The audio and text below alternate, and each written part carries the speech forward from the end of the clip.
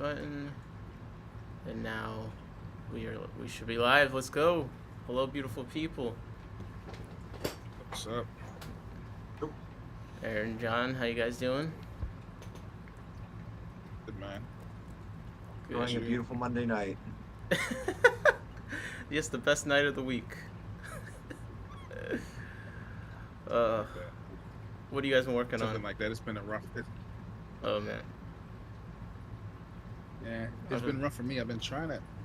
I got a bunch of empty fry boxes, so trying to figure out the time to get things back, the pipeline back on. Yeah.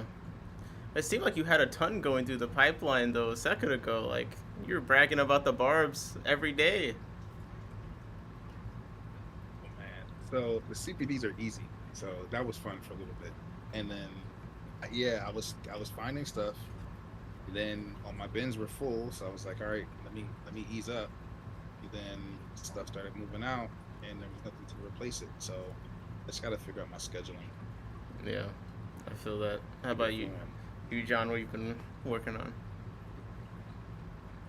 I mean, you know about my Wabikusa obsession.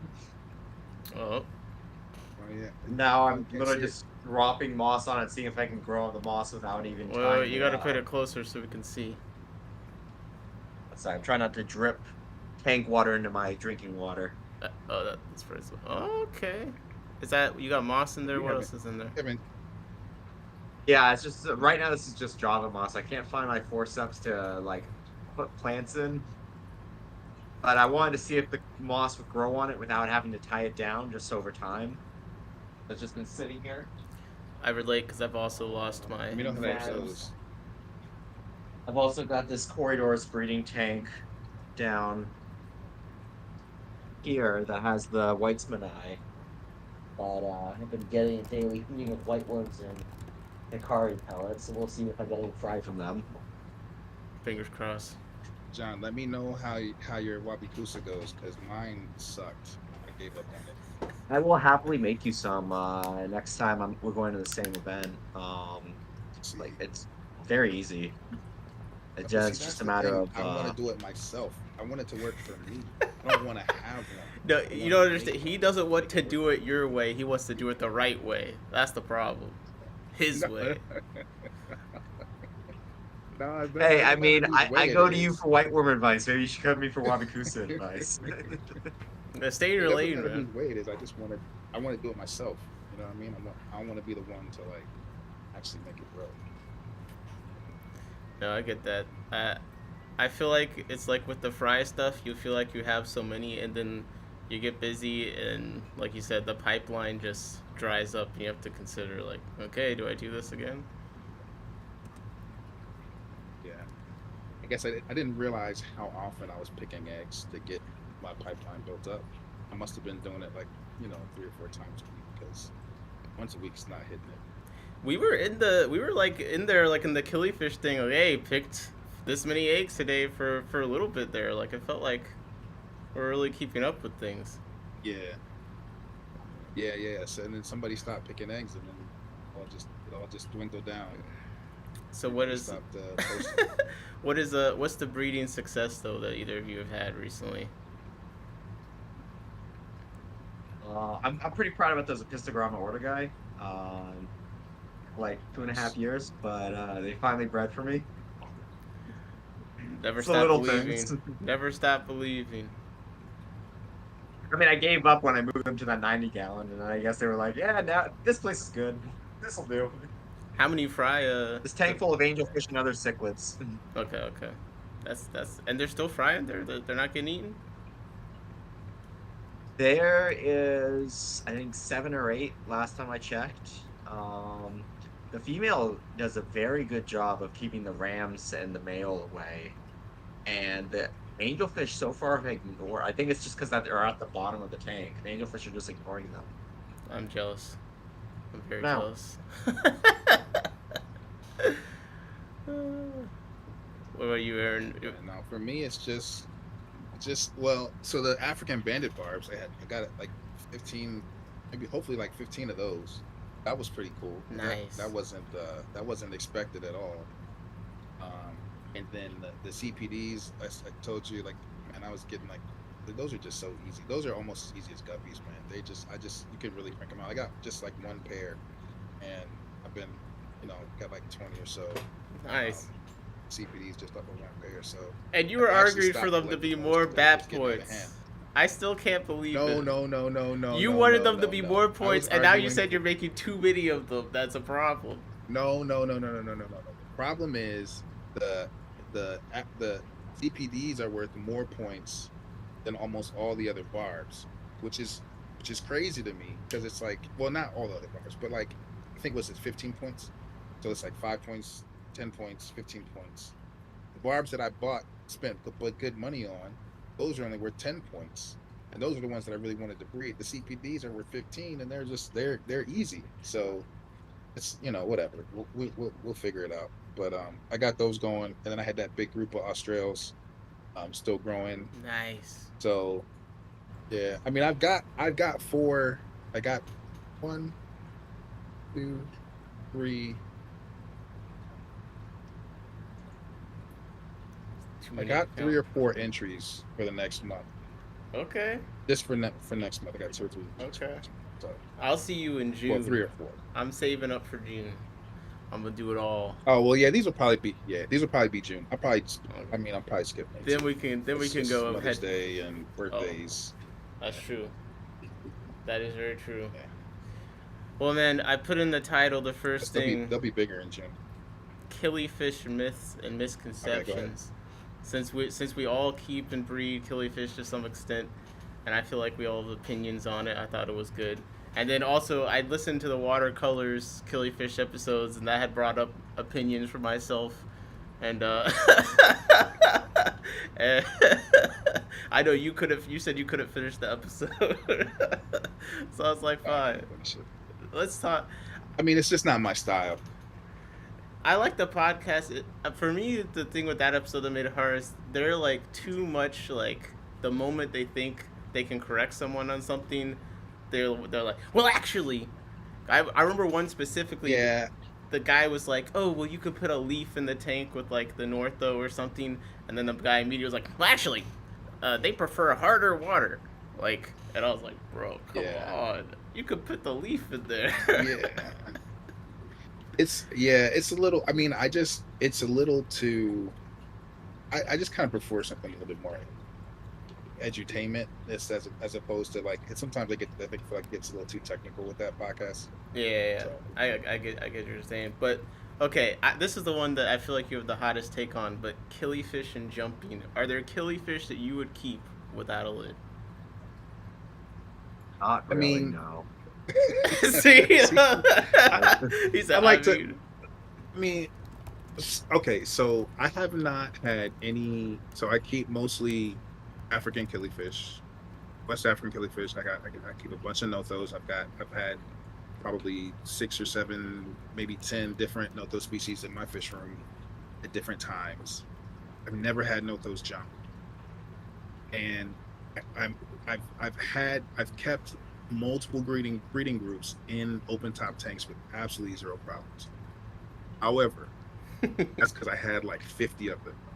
So like, if I got a 50 spawn and I try, a couple of them in an open top tank, I mean, you kind of, you're rolling the dice.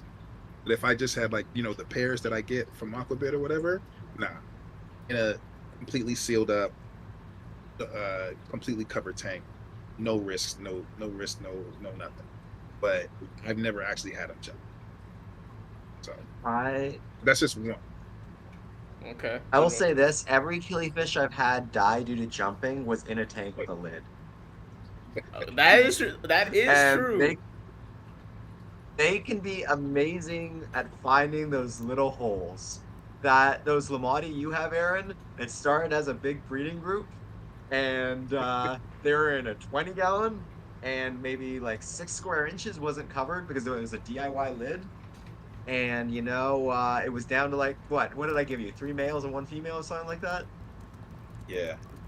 Yeah, there was like 8 or 9 of them originally. I have had Had some crispy ones of those fish. Crispy is They're amazing crazy. jumpers. Crispy. I would say this is the only way I would keep killifish in a, if you can see, in a open top tank. It's like a half full 20-gallon with floating plants. And I don't know. Every time I keep, sorry. Said even that looks risky. Don't put the riverless in there. No, I wouldn't even try with the rivulus. That's Paramecium, Alberti. But Okay. the what was I gonna say? Sorry, I lost my train of thought. Is there one that you keep without a lid at all? Yeah, and that's just because it's like a temporary breeding tank. I just wanted to see if they breed into the Java moss and then move them to their tank down here. But yeah, I mean, I've had other species jump, but those slotty they really went for it. It just depends what you consider a killifish. Like our Florida flagfish, or would you consider those killifish? Or are we sticking to more traditional, like West African stuff like that? I think that for me, like, I've lost a lot of killifish to jumping, and those tanks did have lids on them, but either it was a hole or I left it open. I feel like any killifish where I feel like I'm worried about the male and female aggression, those are the ones that I feel like are gonna jump, because it seems like the females always jump when they're being chased by the male, like, and then eventually the male like gets lonely and kills himself. Like that seems to be my experience. Like, Yeah. like, but if they don't, like, if the males don't Nah. chase the females super hard, then I'm like less paranoid. But I'm pro lid anytime, regardless. So Yeah. unless you have, No, like, I gotta have lids. Go for it. No, I've got I definitely had some crispy fish, but there was I had Aphysimian christii. I had it's like actually the first killifish that I bought and bred. Actually, I got those from Aquatic Parity too, by the way. Wow. But I started with a pair. I got up to like 10, 15 fish. I had them in a planted tank, really nice, and then little by little, like one by one, they were finding little cracks in the lid and just making it like. And it wasn't, my lids are either the, like the regular Aquahuna glass lids with a tiny hole, like drilled hole for the airline, or I've got this plexiglass with just a single drilled hole for the airline. But like, you leave the lid cracked a little bit, or something like that, and you got one on the floor. So, and that colony dwindled all the way down, and then that was it. They didn't all end up crispy, but some of them reached their end of their life. But it was, it's kind of sad. They can get out pretty easy, so don't risk it. Yeah, I guess yeah. Because it's like some may not ever jump, but you just put a lid on it anyway. But the Northos, you're saying you would keep without a lid. So maybe it's just if you only have two. I would if you only have two, have a lid. If you have more than 20, you don't need a lid. It's fine. Well, so, and I gotta find the details of this talk. There was a talk at one of the local clubs, and this guy, they were doing research on South American killifish, and they were finding that they were theorizing that it's actually a reproductive strategy to find small little pockets of water outside of the mainstream. Like, that's the strategy. So they're actually looking for those places, and that's why the theory is for a lot of the South Americans why they jump so much. So it's really interesting. But yeah, like I said, I wouldn't risk it. I got to find that talk. I don't remember who it was. It was like back during COVID. Everything was a Zoom talk, but it was really, really interesting. Yo, shout out real quick to Bob, Jody, Mick coming in the chat. Bob said the male kills himself out of loneliness. Relatable. Damn, it's Monday night, bro. We got to get through the week. Mick says, hey, in my opinion, Northos and South American species of... Oh, I can't. Someone else got to pronounce these. Yeah, I can't see the South American chat. Can you annuals. share that? Yeah, but he says they ought to be okay to keep in tanks with a minimum of 3 inches between water surface and the edge of the glass. So is that an option you've considered, like just lowering the water level some? For me, Yeah. uh, the tank that I had was kind of low, maybe not 3 inches low, but it was kind of low. But Okay. I mean, like I said, I would only risk it if I was feeling adventurous. Otherwise, I wouldn't even bother. Yeah. Okay. Okay. Yo, shout out. What's up, Jim's Fish and Branton? People streaming in. Well, hey, if you got Northos, and did you guys already try and pronounce it? Because I think you talked at the same time. Someone has to say these two species, the South American ones. I mean, it's Simpsonides How do you and see? Ipsolibius, but I just call them the South American annuals. I don't bother with them anyway, so I don't have to I'm pronounce them gonna too ask a often. dumb question. How are you seeing the chat? I just see. Oh, it's on the it's in the Oh, I'm pulling YouTube. it up on my phone. It's on the Oh, YouTube okay. channel. My One bad. sec. I'm gonna have it. I need to put it back on the screen. 1 second. Let me put a test. Is it working where it's on the screen? No. Okay. I gotta set up the Streamlabs things. Okay. Okay. Now, as far as jumping, that's like the classic. The other thing I feel like is about temperament. So, are killifish a community fish in your guys' opinion? You can take that one, John. I think some species make good community fish. I think others less so.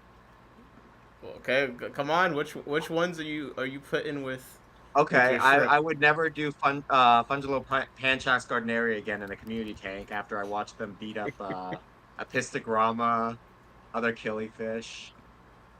Facts.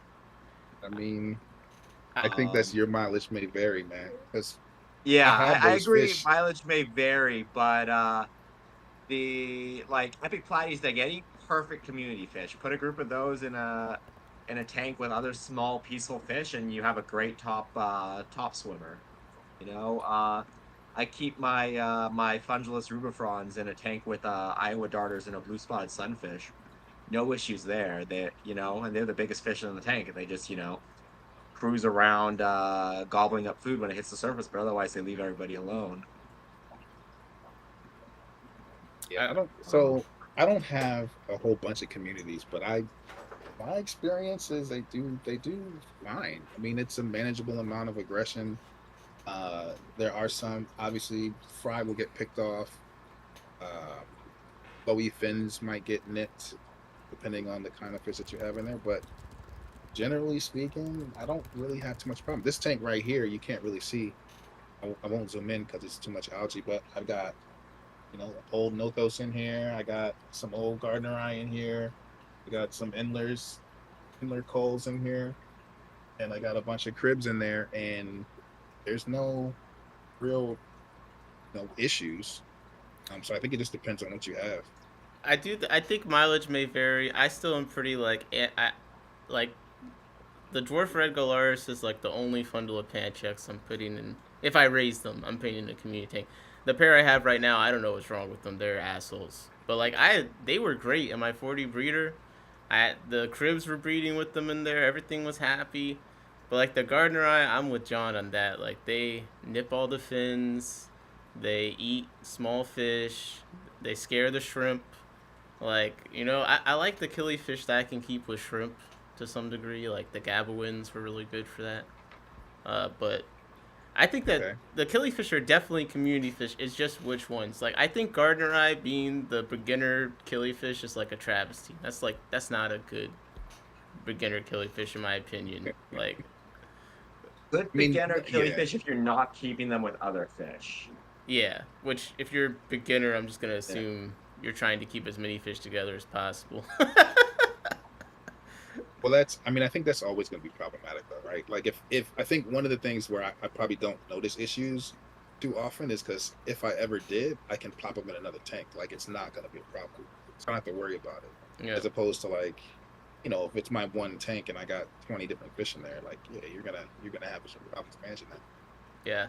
And Mick he came back and said Rivulis, Epiplates, Aphysimian, Fundulus, and Fundulapancheck always need cover. And he said as local fish store, the Fundulapanchecks chase and nip the fins of different tetras. That's a long species list of things that need tanks. I mean, he basically Yeah, just said pretty much all of them. it. Yeah, that's except Pretty for much every commonly kept genus. except for the ones we can't pronounce. Well, the thing is, right. I mean, the thing is, they won't automatically like jump every single time, but like they're so hard to come by. Like, yeah, you know, you don't really want to risk it. So that's a good Well, the point. problem is they only That's need a to good jump experiment. once. What you say, John?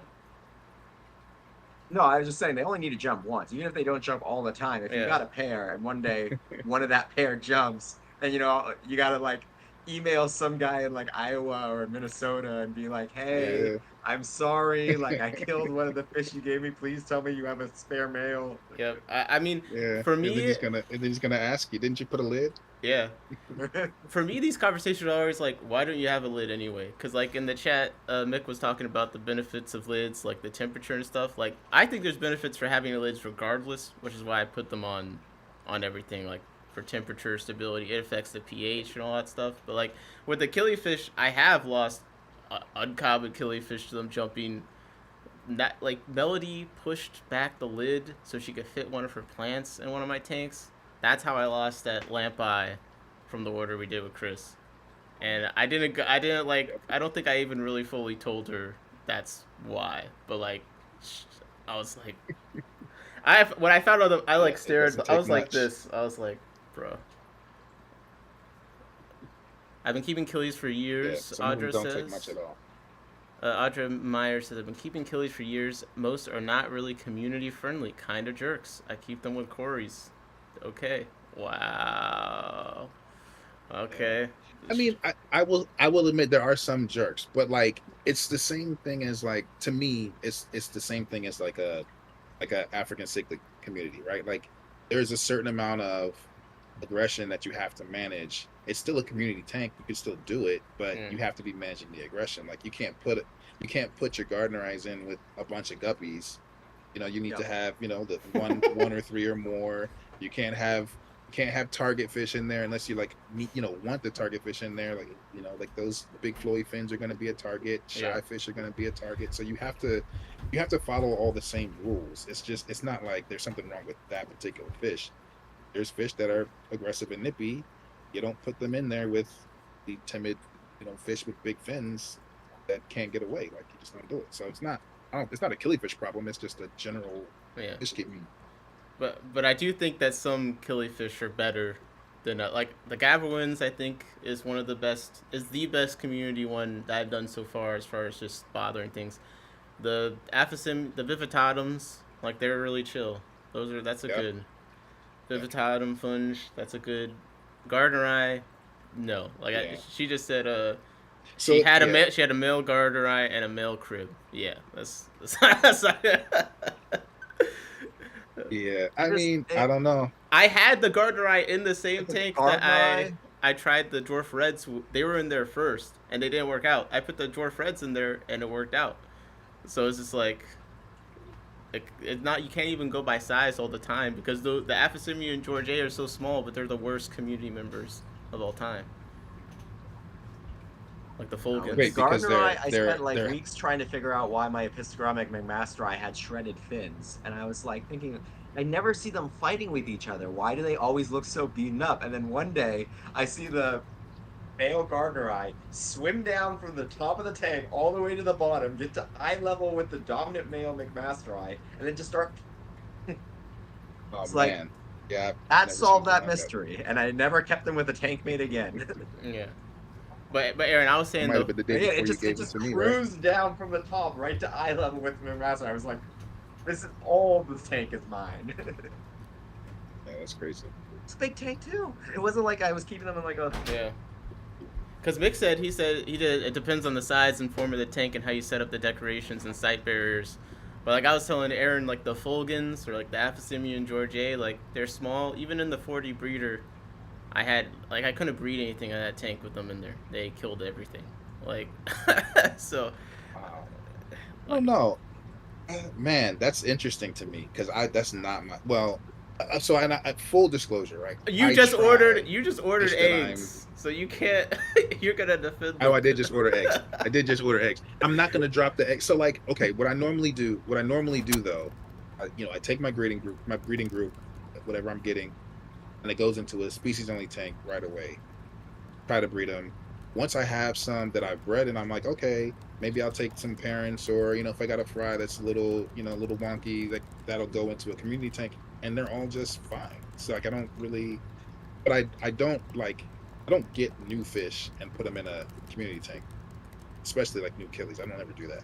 That's So maybe there's something to that, you know what I mean? That's like, making it, and like, and I don't put like, it's never like one pair or one, killifish in a community tank with a bunch of other fish. I don't ever do that either.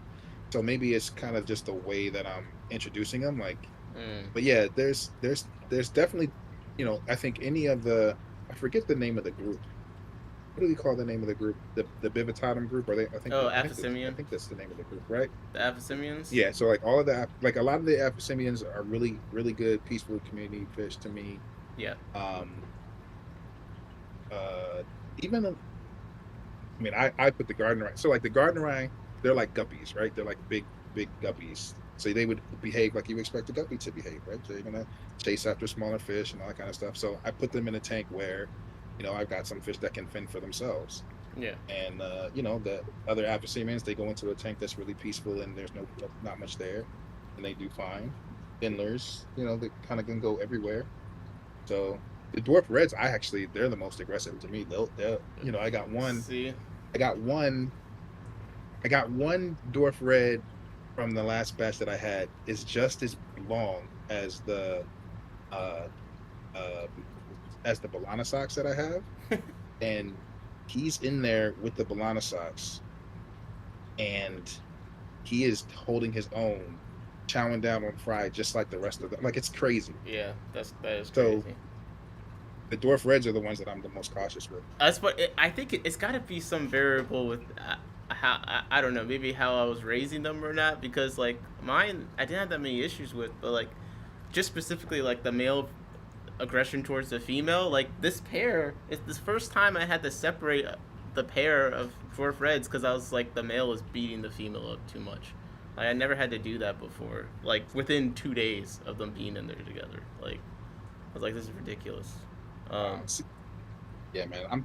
Jody P says I have 3 pairs of blue galaris together in a 40 right now, 0 aggression. Yeah, that's crazy. That's what I was doing. I would not expect that. I had 40 galaris. I would expect Thunderdome. I was raising like I took 10 pairs to London Town, so I had a good amount in one tank, like raising them up together, and I was doing I think a male and 3 females was the main breeding group, but yeah, this is wild. Audrey Meyer said the same thing. All my blue galaris were very nice with each other. See? I got off of them. I got off the blue galaris. I had you raised them wrong, bro. You raised them suggested wrong. They were terrors, and they got big, so they were like eating everybody too. Like I got rid of them. No, I mean, I'm with you. The Aphysimians have all. I don't think I've had an Aphysimian yet that was like super aggressive where I thought it was a problem. I don't know. What, John? No, I don't think any of the Aphysimian I've kept I've seen show any sign of aggression towards another fish. And they mostly just flare. Most thing I can think of is the Australia like flashing at each other, like. Yeah. Brenton did ask how high the average killifish can jump. Does anyone know that statistic? I've never measured. I would assume at least a couple inches out of water. I think once you get, at least I would never put a killifish in a container that doesn't have a lid, that doesn't have at least 6 inches of space between the surface of the water and the rim. And if it's a bigger species like a fungulus, I think I would go even higher distance. Yeah. I think 6 inches would be what I would guess. At least around, too. Yeah. That's my experience too. Jody says, if only keeping 2 pairs, 1 male will perish from competition. That's what Mick thinks. Audra says they eat every single thing that'll fit in those giant, adorable, smiling mouths. Huh? Well, that's the problem. That is true too. That's what I like. I put the guppies in with the galaris to get eaten, and they never ate them. Not a single one. So like that's another thing that but then I put in rice fish, and the gardener ate one of the rice fish. I was like, really? Yeah. They knew what Maybe they they were just doing. maybe they are more jerks. Maybe. Yeah. Okay. Yeah. Jody says my Galaris swim into my hands to eat. Yeah. Yeah, they're nice. Yeah. I I don't net mine. I can scoop them out by hand. Yep. It's not very difficult at all. That's one thing about them I think that not everyone realizes is like they are good, like they call them like wet pets or whatever. Like they'll come and nibble your hand Yeah. and stuff. Um, I guess so yeah, I would say there's a lot of community fish, killifish, I would say, but maybe they're not the ones that people think they are, and maybe part of the problem is because people usually get like one male or a pair, and I feel like that's part of the problem too, right? Like, Yeah, I think it's a big part of the problem. Like I said, the I would epiphytes, the yeti, if you keep them in a group, like they make a great like loose schooling fish at the top surface in a planted tank. Yeah. Yeah. and the pea puffers I'm too. not just saying that because I sell a bunch of them at the end of the summer. The pea puffers were like that too. Like they were kind of aggressive. Then when I got them properly into a group of 6 or more, I could keep them with all sorts of things. So, you know, some fish that aren't like schooling or shoaling officially still seem to have some kind of behavioral change with numbers. But okay, what about lifespan? Because people are they already know like the okay, you got the annual killies and the semi-annual killies, but it seems like a lot of the annual killifish like they can live for a while if you don't keep them super hot and breed them all the time, right?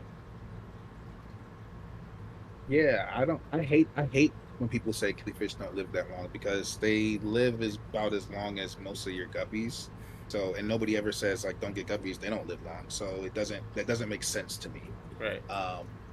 And yeah, you know, I've got nothos. They'll after I breed them for a while, and then after that, if I put them I'll put them in a community tank. And yes, they might try to breed with every other guppy that's in the tank or whatever, but which is cool. And they actually sometimes even try to breed with other Aphyosemians. It's crazy, but they'll live for another 10, 12 months. So almost really close to 18 months to 2 years. I'm like that. There's some that are shorter lived, but it's not a reason not to keep them. I wish people would stop saying like, oh, they don't live that long, because Right. they live about as long as guppies. So it's not a really big deal. I would like to know the statistic on like how long people are keeping the average fish alive anyway. It's like, oh, they only live 2 years. It's like, Yeah. let's be That real. part. Like, let's be real. How many of your fish are living 2 years? Yeah. That's the other thing too. Like, man, people you go to like it's crazy because like some people they'll be in a store. I think one time I was in the store and I was looking, they had killifish in there. And I was like, oh, I was interested in them. I was going to look at them to get them. And then like I guess somebody overheard whatever we started talking about. And they're like, oh, I don't want to get those. They don't live very long. But I'm like, you're walking out of here with neon Tetris. Like, you're going to be back next week. Like, why do you? Met people with clownfish that they were like said it was like 13, 14 years. It's like I don't know. I'm trying to think the oldest fish I've ever kept was probably like the longest I've ever kept a fish was probably like 4 or 5 years, maybe. Like that's crazy to have one fish for like 13 plus years. Yeah. Yeah. I mean, You definitely have to be. Guy was probably very attached to them. as someone who's had fish tanks less than 2 years, it's like the idea of having a 13-year-old fish is. I have a long way before I can even conceive of that. Like, It had the clownfish longer than his children Yeah. to think about that. Like, right. Wow. So Featherfin says Cyprinodontiforms don't seem to live too long.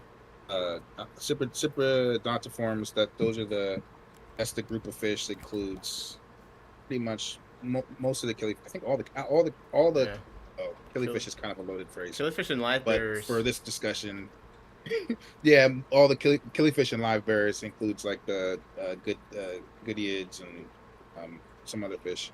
Yeah, they all live the same amount of time. I guess my point is just like they live about as long as guppies. So why do we make the distinction? I did just get my first Fair. inodontist the other day. Got some of the nigroventus, the upside down ones. Ooh.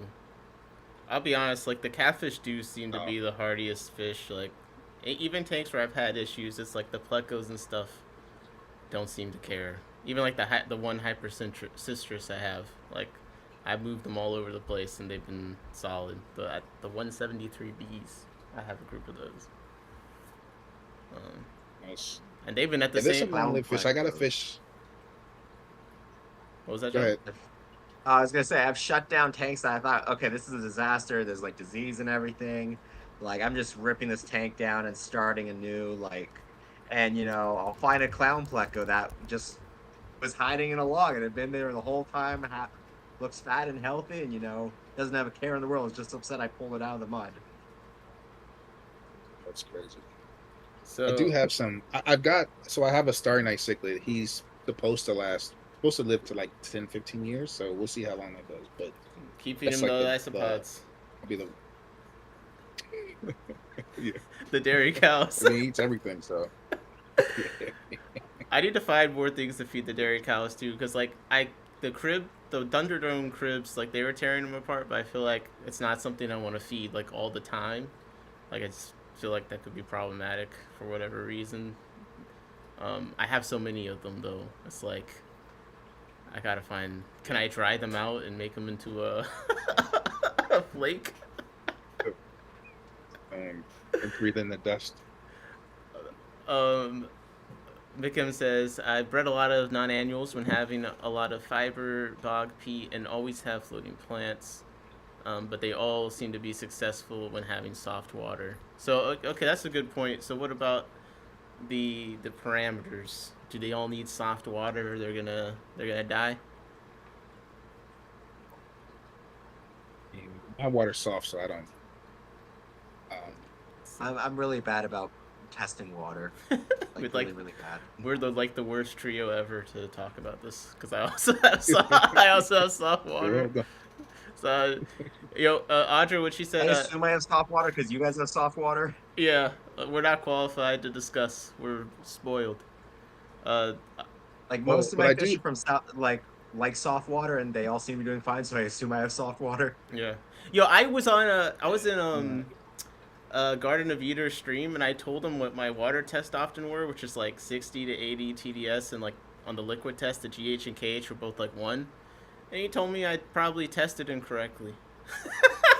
but I was like, Yeah, I was like, this is what people are sending me too, though, like because they're being nosy and testing the water. Do you guys feel weird if someone tests the water in the bag of fish you sent them? Sometimes I feel a little weird about it. I'm like, depending on who it is, I'm like, this seems like a little nosy. I mean, I don't know. Did I you say wouldn't somebody wanna like know. reached out to you and said like it was like it wouldn't have worked, like, or like the isopods couldn't live in the Oh water yeah, that yeah. you bred them in? It was a Mandy said she was like talking about how like yeah, and he breeds all these ones and I tested his water and everything says that no way they should be able to blah blah.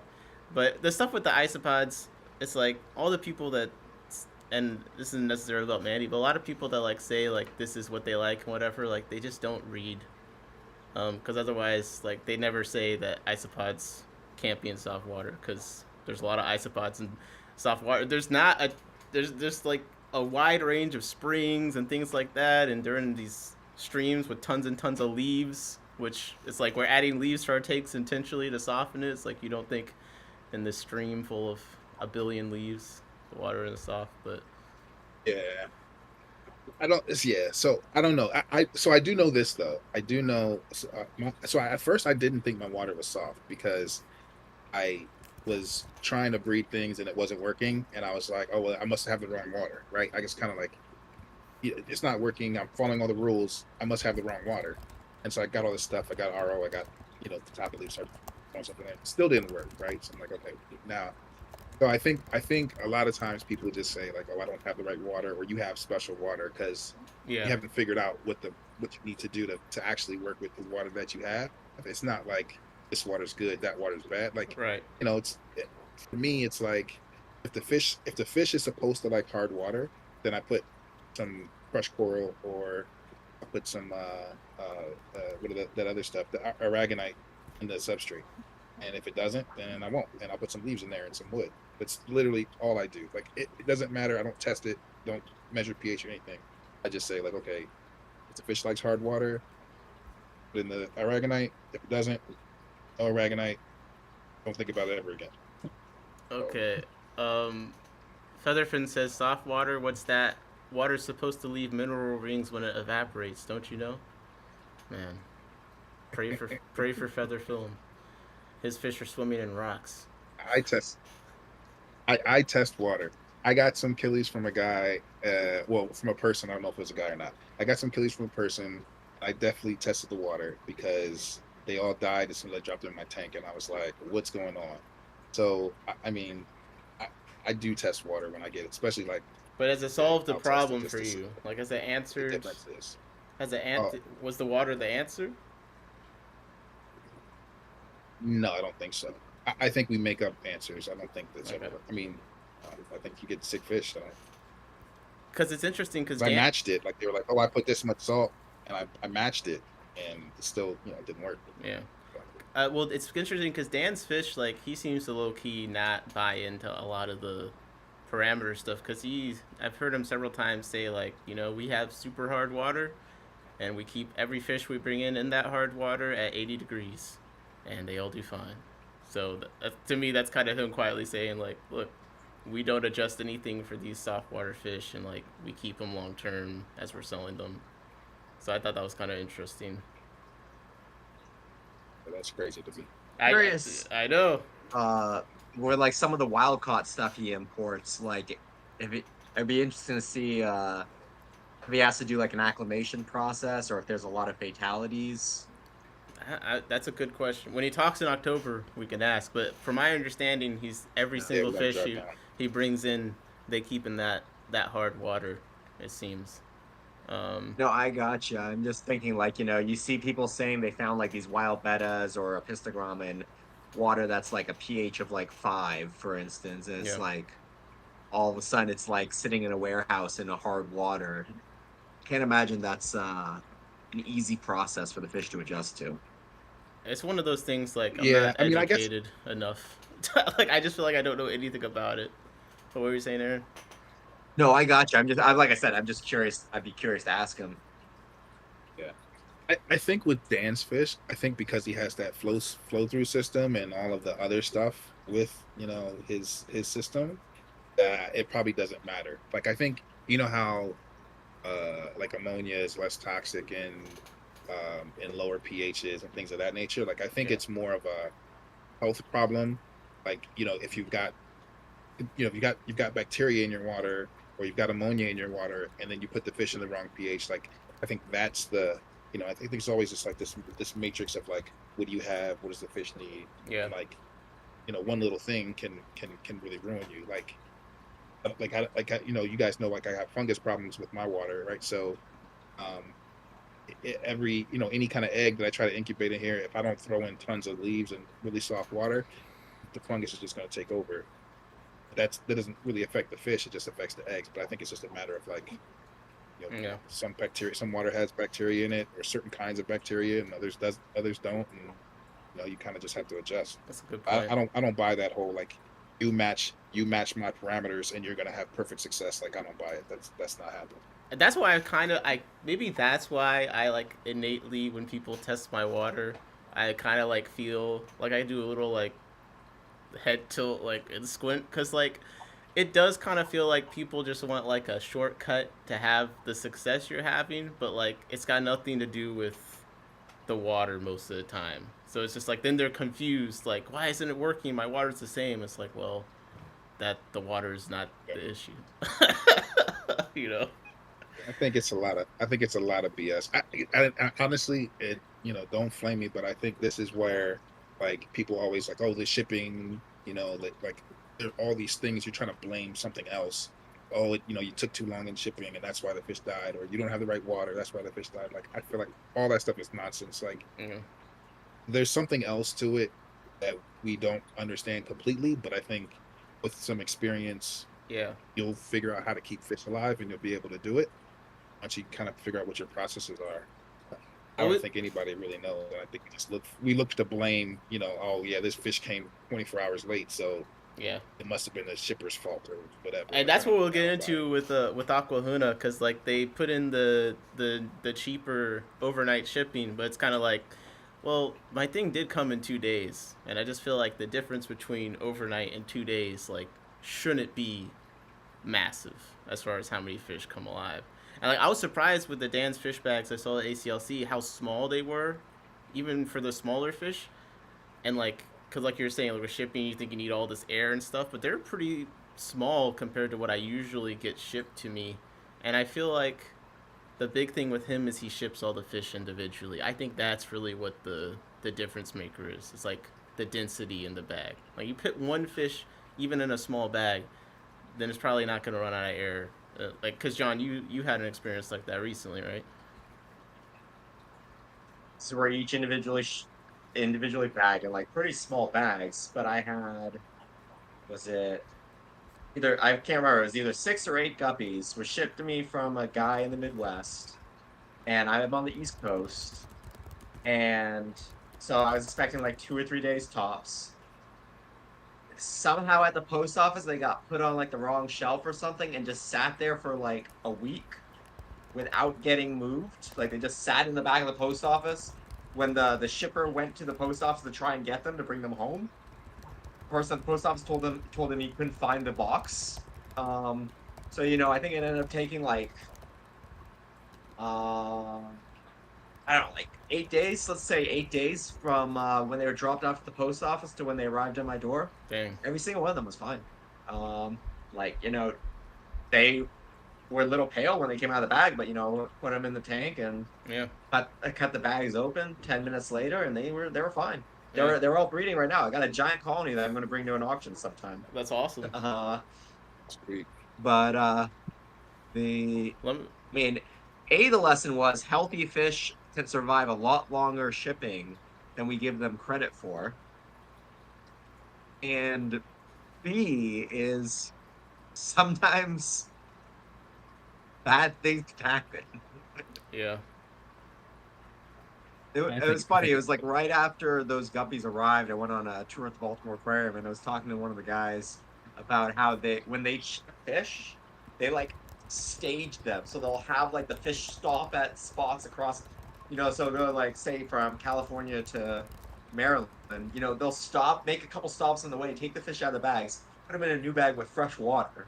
Wow. Like, they're not even shipping them in one go. Oh my. They're doing relay points. It's like, here we are just putting a box at the post office and sending it. Relay points for shipping fish is crazy. I want to catch up on one or two things in Those chat. fish get better healthcare than I do. Just super fast, because Audra was saying I've had Galaris live to 3 years, but they get very crooked and misshapen. It's hard to see. And then Mick commented that older killies or juveniles fed too much often get bulky and body shape. It's the same for German rams. When bred, plush fed more than in nature, just compare with wild specimens. Are you overfeeding your killifish? That's interesting. I've I thought actually have never heard. I've thought about that Wait, being. where's? I want to read this comment again. Where is it? It's up. I'll put it in. I'll screenshot it from the I Discord. got it. I got it. Go ahead. But Mick, let me know if you think that has anything to like. There's some species of killifish I have issues with like dropsy randomly, and I've thought in the past that it could be due to eating too much, even though like I feel like I'm feeding the same I amount. believe it. Yeah. I figure we feed our fish higher content fat than they get in the wild too. It's like all terrestrial ingredients and stuff in some of their foods. Like I remember the other day I was talking about how I've seen people complaining about beef heart causing fat issues in cichlids. I normally skip feeding my fish 1 or 2 days a week, just because I figure in the wild they'd be A, getting more exercising in their tanks, and B, eating healthier diet. So yeah, do you guys fast I your figure fish? it balances out by 1 or 2 days a week. When I'm busy, I just don't feed them. It just works out that way. But do you intentionally fast fish, either of you? I try to fast once a week, but sometimes I'm in here, so I just like, I'm gonna feed them.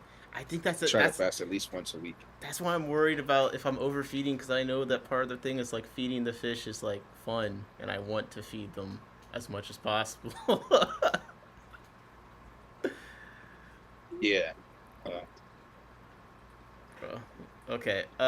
sorry. No, you're fine. Just in the interest of time, I do want to move to the Aquahuna review, but I'm just double checking. Branton said he tested my water, but he was just messing with me.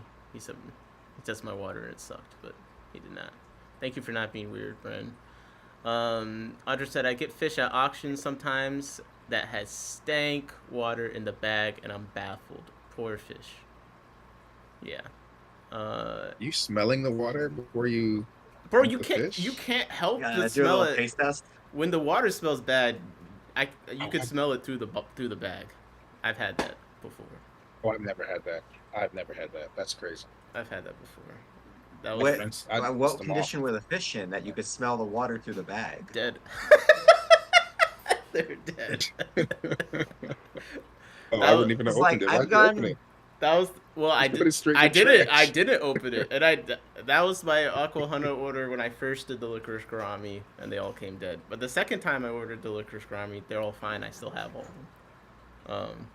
But that like I've gone dead on arrival snails, like saltwater snails. You know, the big Oh, ones that smell like death when they die, and They I still had to open the bag before I could smell them. wow. Wait, Mick, are you saying that? snails? No, snails are horrible. Yeah, I'm going. Oh man, I'm killing all the snails. There's a lot of snail lovers, and I do like snails, but like I think some of the things I've been doing to snails the last week would have people mad at me. Like the moment I saw a snail eating a dwarf cichlid egg, like all emotion towards them like shut off in my brain. Like I probably have I've killed 100 snails in the last 24 hours. Like by taking them out, feeding them to things, or You're on a rampage. bro, I'm mad. Like people, I get mad, bro. I get mad, and I do something about it. Mick said, it's common for most fish we breed for generations in our tanks, and fish in nature may starve from time to time. I'm wondering, are you saying it's common for most fish we breed for generations? Is that about the dropsy thing? That's what I'm wondering. And then Flatbed Aquatic says, as long as it doesn't smell like cologne. Well, Yeah, Mick, we gotta.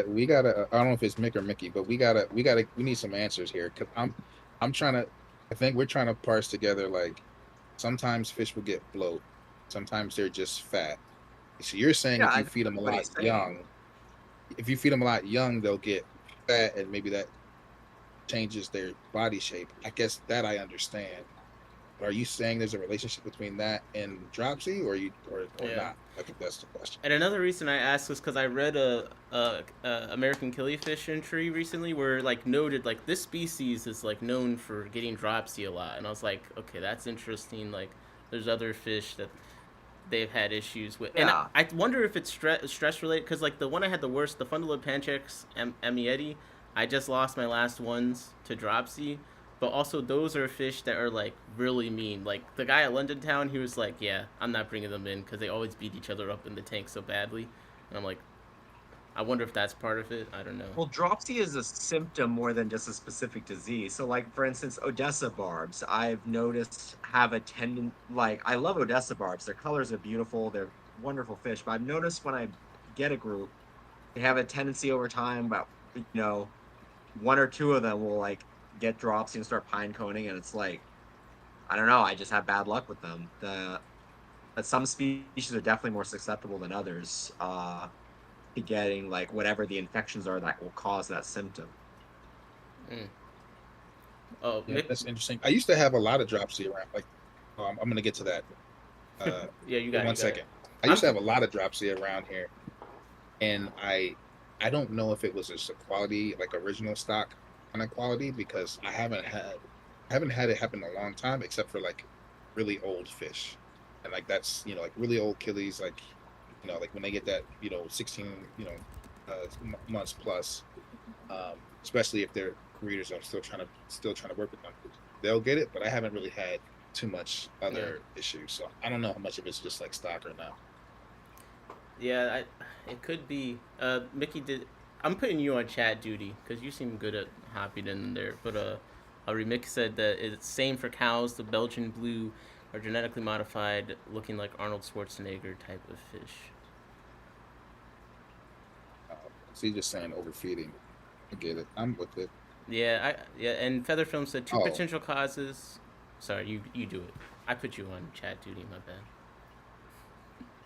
for me, Yeah. um, the potential causes I've seen are arom- Aeromonas bacteria and kidney failure. Interesting. Yeah. How would the average hobbyist be able to detect those Yeah, things? I think that I do think there's some kind of bacteria in my water that some fish are not as good at adjusting to. I believe that. And I was talking to some guy at the Clash Oh, that was telling me about how he was having issues with all of his fish were dying and stuff. It was the guy I told you who like made the injector out of the washing machine parts and stuff. And he said they eventually took like his water to a lab. He like gave up the hobby basically, but he eventually took the water to the lab, and there was like a large amount of like animal feces or some kind of thing in his water, in his tap water that was above the Huh. level it should be. Yeah, yeah. and they were like showering in it and stuff. It was like to a level where it was like actually a problem in general, not just for the fish. Like someone messed up, Did he kind of. live in like a farm town or something? Harrisburg, Oh, I Pennsylvania. would be sick. I would be Oh, sick. fun. Yeah.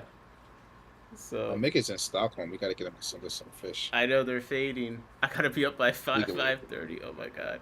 Well, quickly, let's do the Aquahuna review. I just wanted to. We did it so long ago, so this is like the week's review. We did a big group order. Some other people associated with us also ordered from Aquahuna, and I just each of you talk about what you got from the order, how it showed up, and where it's at now. I'll go first. So Who wants to go I got a first? bunch. Aaron volunteered. I'll go first. I got a bunch of zebra nearite snails, which most of them I will say the best zebra nearites I've probably seen from anywhere that I've actually like seen them in person. Like they were fantastic. They did look nice. And they were cheap. They were cheap and large, most of them, and they all did great. They're all still kicking around. I mean, obviously they're snails, so like, and I ordered like 7 or something like that. So if I lost one, I probably wouldn't really notice, but I know that I still see them kicking around and they're doing great. So that was a win. I got lamp eyes, Norman eye lamp eye killifish, and they pretty much all died. Um, and so that was not so great. What was the But timeline for the deaths? oh, I think by the time like didn't some of them already die before I even picked them up from you? I think 2, because you got 6. Some of them are it's like got like 6, like so some of them are DOA, and then I think when I got them and brought them home, they looked okay in the bag, but I think I was losing like one each day until they were all gone. So Damn. So what is your overall review? I think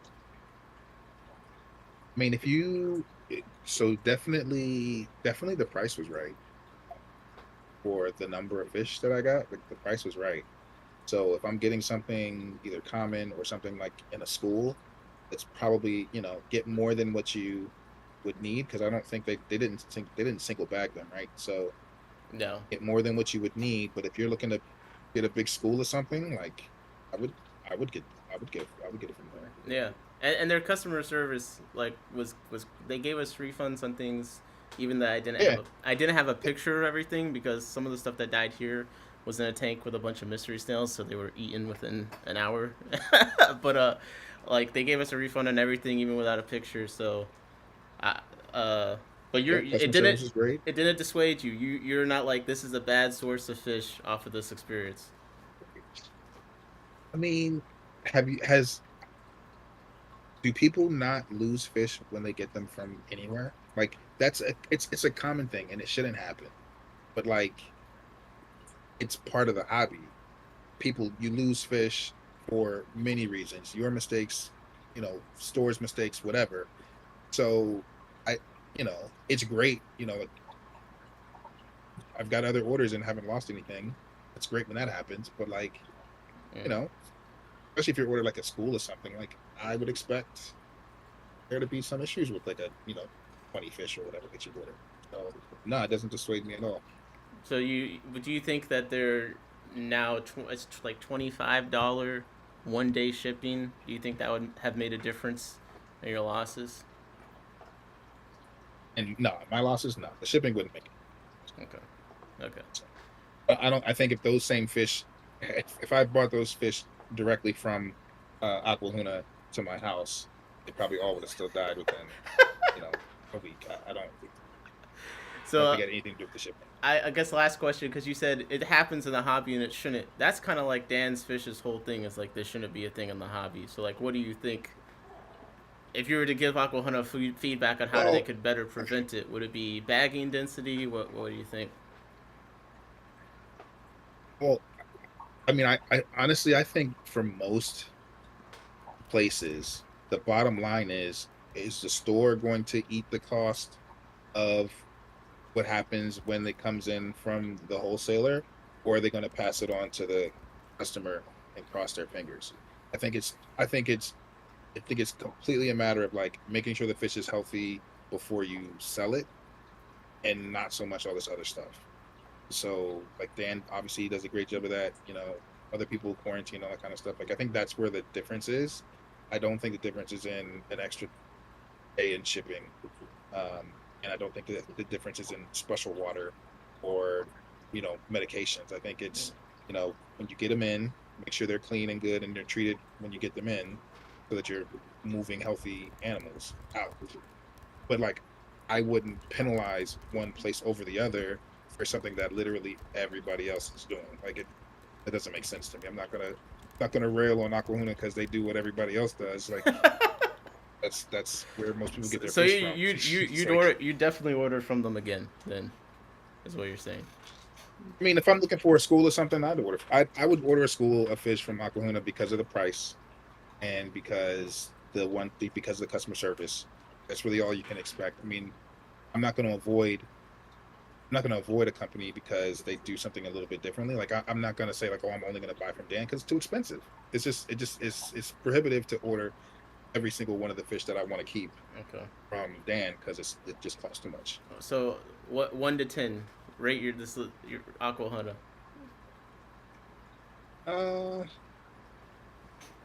I guess I have to give them an 8 because the customer service made it right. They shipped me the right thing, right? They shipped quality specimens at least from by the eye, and they made it good at the end. So I guess that's an 8. All right, John. Oh, So John I is had the pissed. opposite experience of you guys in that everything arrived looking healthy. I ordered I think it was 10 cardinal tetras, 10 gold barbs, and 6 orange really neocaridina shrimp. And so everything arrived looking healthy. I put the gold barbs and cardinal tetras in a 55-gallon that already had some gold barbs and cardinal tetras, and also some corridors and gouramis. It had the opaline gouramis. So it's like already an established community tank, very heavily planted. A couple of sponge filters. Yeah, like so everything looked good for like 2 or 3 days, and then I noticed one of the gold barbs was looking under the weather, and I think 2 weeks later, pretty much all the cardinal tetras were dead, including from the already existing school in that tank. 1 or 2 more of the gold barbs had died, and then a couple other fish that lived in that tank were dead. So I lost about, I want to say, 30 fish or so. Between the total. And the shrimp were doing fine. The shrimp were doing fine, but then due to you, and this one's entirely on me, due to user error, 4 of those 6 shrimp died. So now I've only got 2 shrimp and some gold barbs left from that order. Yeah. So I would. All right. I mean, I've ordered from a lot of fish online from a lot of different vendors. This was the first time something like this has happened to me. I've had occasions where like I'll get like a pair of rams and they die, or like I'll order a school of tetras and like one tetra out of that school will die. But I've never had ordered fish online and ended up losing like like a third of the of like a community tank just wiped out. Because like the fish you got That's nice. died, but then it's like also The fish I sudden... got died, and then plus a lot of other fish in that tank. So I know for you guys, customer service made it right. I mean, for me, obviously, it happened like after the initial shipping was. So it's like I can't really go and say, oh, this is entirely your problem, because what, they're gonna refund me at that point. Like it's a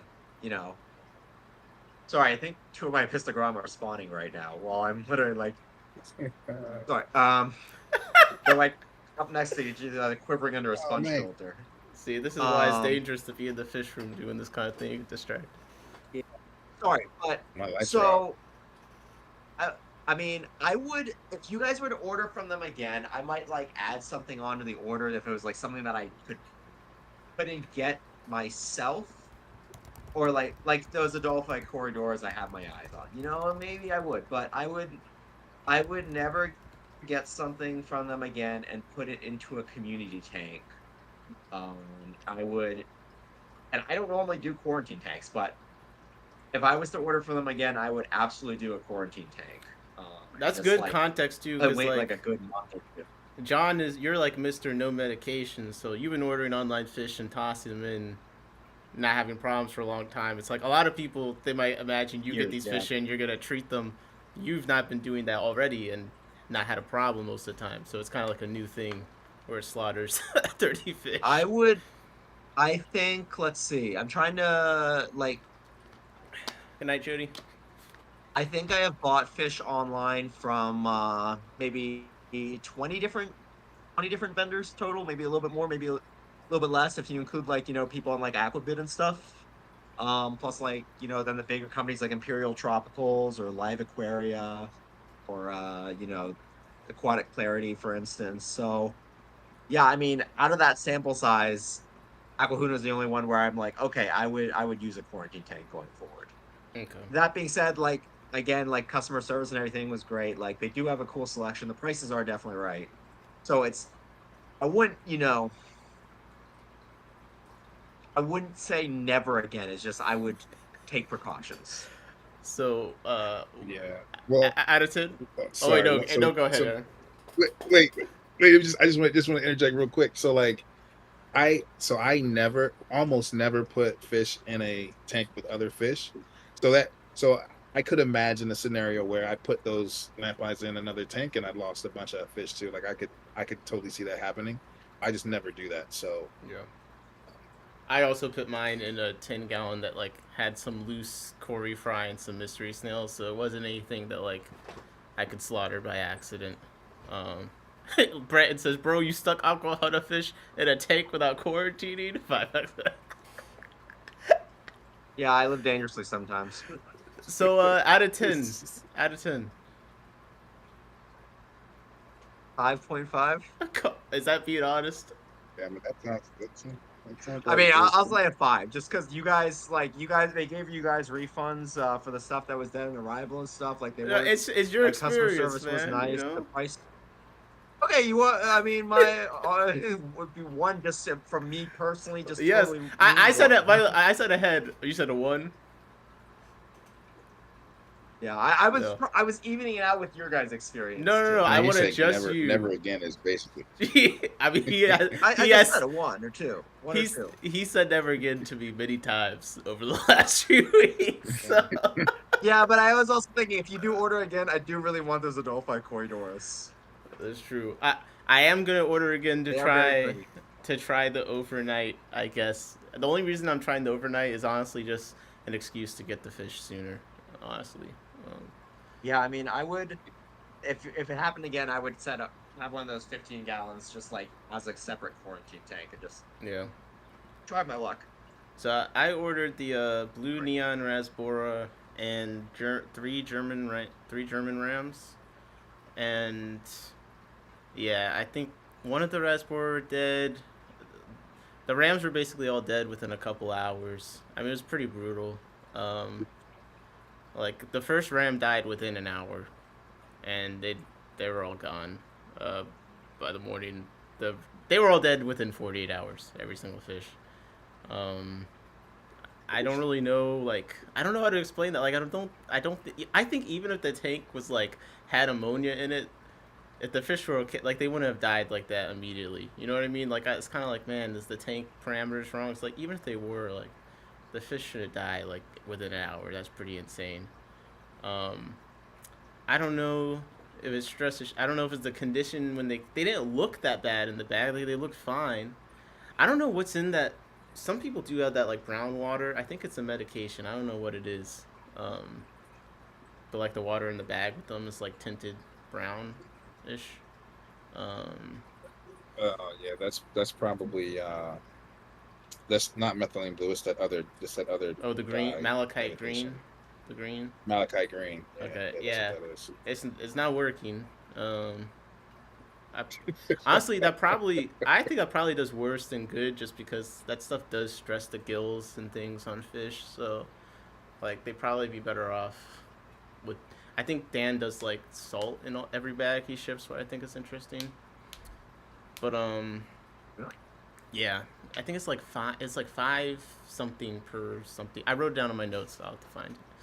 But I, I'm like conflicted. I feel like a little bit like Aquahuna were so nice. They're in the stream and stuff in the chat, so I feel like that's tainted my ability to like be as brutal as I usually am. Like I obviously enjoy. That's why I felt bad about saying one. No, 'Cause, that's like, why you I guys had better experience than one. Average it out. also like I think their social media is like something that most fish people can't appreciate, because it's like not edgy humor, but just kind of bizarre humor that like I enjoy. So like even just on the social media, like I like the brand Aquahuna. The customer service is really great. I'm going to order from them again. I think Brandon says the price is the only thing they have going for them. Like, I do think the price is what makes it impossible to ever say never again. You know what I mean? Like, because when the shipments do work out, it's so worth it. Like, you know what I mean? It's so worth it. Yeah, I mean it's almost yeah. What did they refund shipping or no? They actually gave us a coupon code for shipping for that order, so there was no Okay, refund. coupon. Yeah. I don't know if they refund shipping though. I wonder is that part of their normal process. I don't think they refund shipping. In the past, they have given me a code for free shipping in the past though when something happens. So maybe it is. I do think they usually do something. Um, I mean, like yeah, like I said, I get it. I mean, that's a terrible experience. Yeah.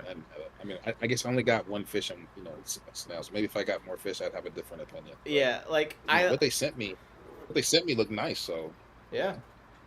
I think like there's a lot of things that are safer to order. Like the two fish I ordered were like more delicate fish, like the blue neon rasbors and like the rams are like not the probably easiest fish, I guess.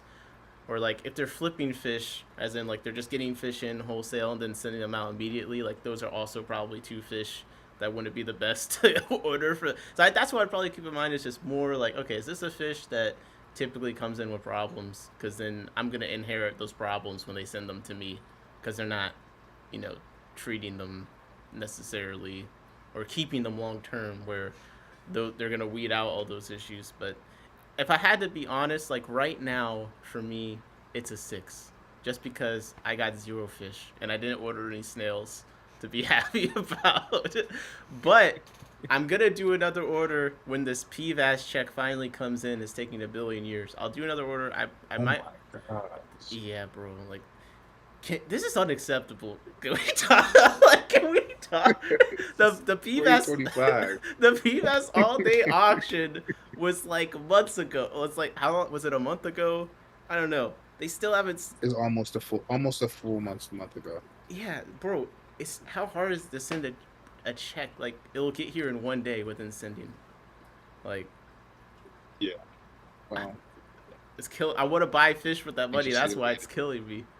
But if I get another order for Aquahuna and they come in good, and I'm gonna order different things like maybe the crabs and stuff, then they'll be like an 8. or even a 9 if it comes in super good. Because like Brenton says, the price is just so like incredible. I just wish there was a way that they could get the fish in better condition before they ship them, or maybe just go heavy on the density. But again, like you don't think it's shipping at all. It's because I see you making a face. Like, I don't think so. I've had so many fish shipped that worst shipping experiences. I don't think the shipping is what made or broke the fish's health.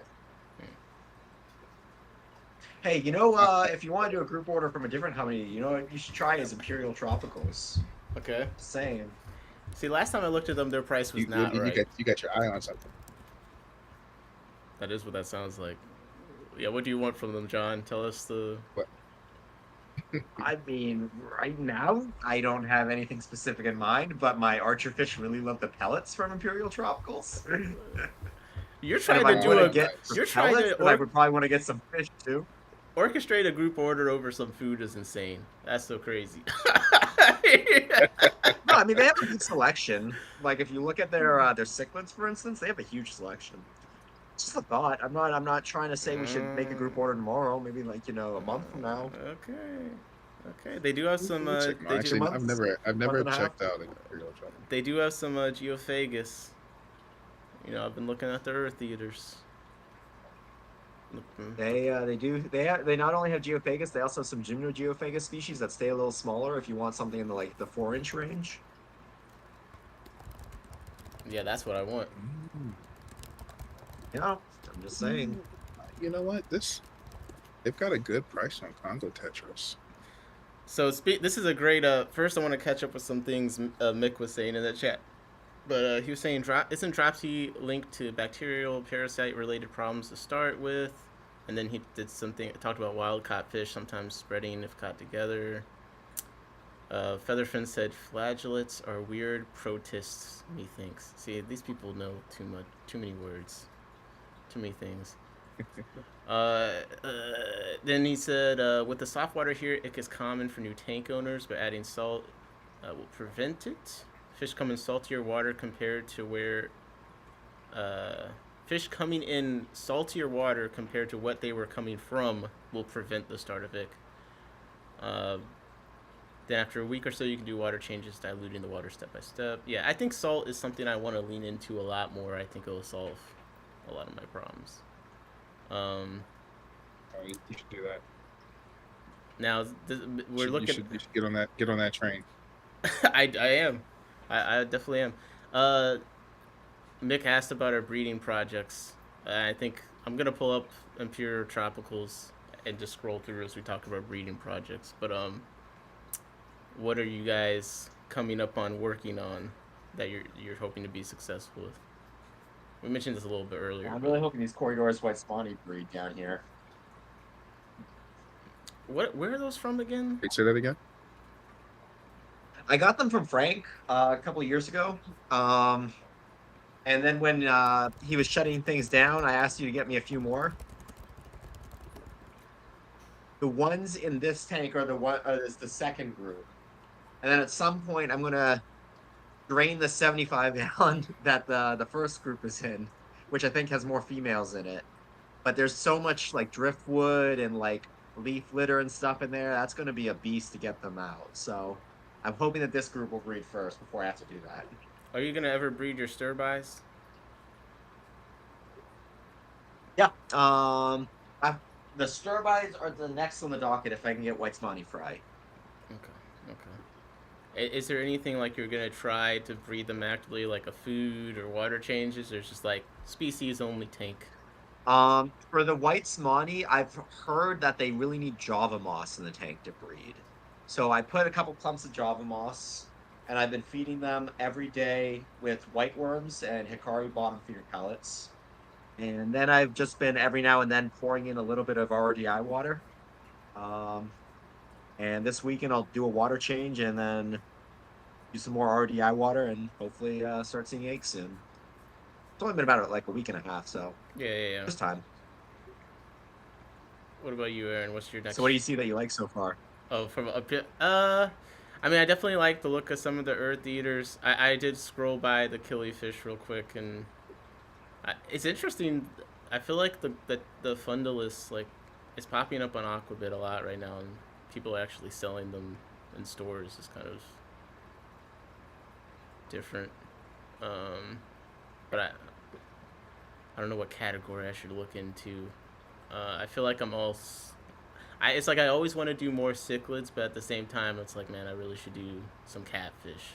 I feel like some Sedantis would be cool. Like this one, the pink one, I think is this one. Sedantis multiplicatus, you know what? The cuckoo They catfish. had those at the ACM auction. Yeah, I did. I saw those. Oh yeah, you missed those. There was a bunch of them. No, I didn't. I didn't want those old ones.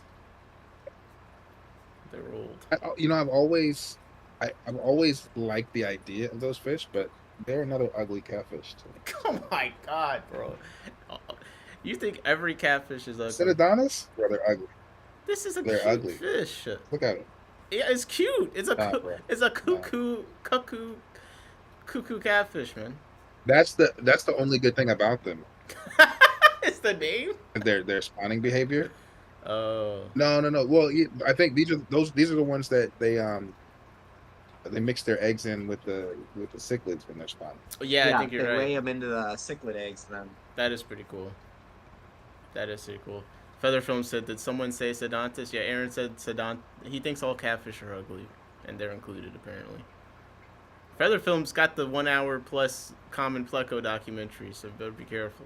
Got the catfish gang. Oh, yeah. Let me not. You know what catfish are not ugly? Those glass cats I got from Aquatic Clarity, man, I love those. Oh, you got glass catfish? the African ones or the? Yeah, I got the African ones. Nice. I have one of those because I missed the other They ones. move like they. Oh, let me borrow them for a little bit. Honestly. Add them to my group. Yeah. Well, yeah. I probably should do that. Probably should.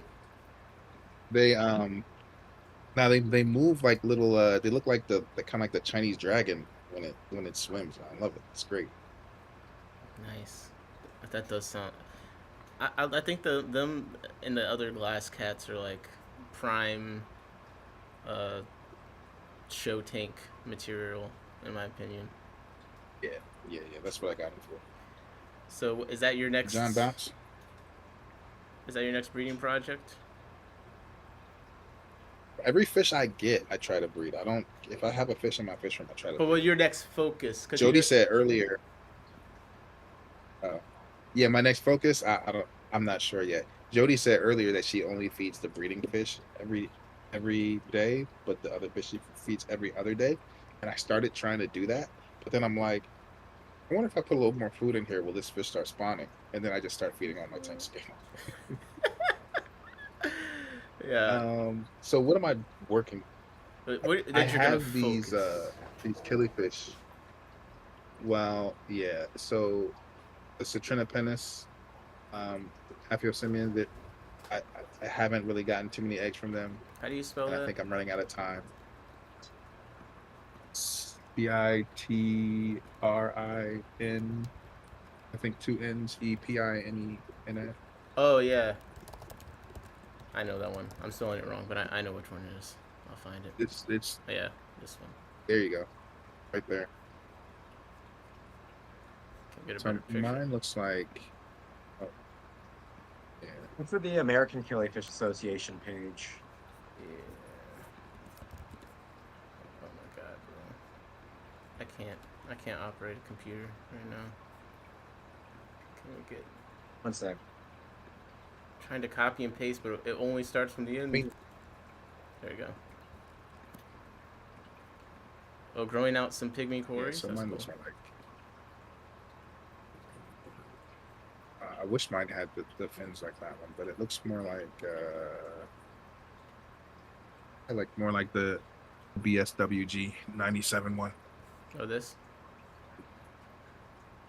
No, well, that's a terrible picture. Okay, I was about to say you took the one with the worst photo. Oh yeah, that's nice. That's nice. Yeah. So is it just collecting eggs or? Not to me. So they don't seem to be laying too many. They're not happy. They're not happy with me. So I've got to try some things out before it gets too late. Mm, So yeah, that you do feel that time pressure with the killifish, like. yeah, you do. That's what I hate. That's the one thing I hate. It's like, man, if you don't do it, then you might miss your shot. Like, that's another thing with the lids. It's like, yeah, what if I haven't bred them yet? Then it's a problem. Uh, Exactly. okay. So I have those, and then I have the intermittents I'm still working on too. Oh yeah. How many of those you I got? think my time is. I think my time is. Got like 10, but I not hatched very many eggs. So Man. I hatched like ones and twos. Never enough to like get a nice second generation.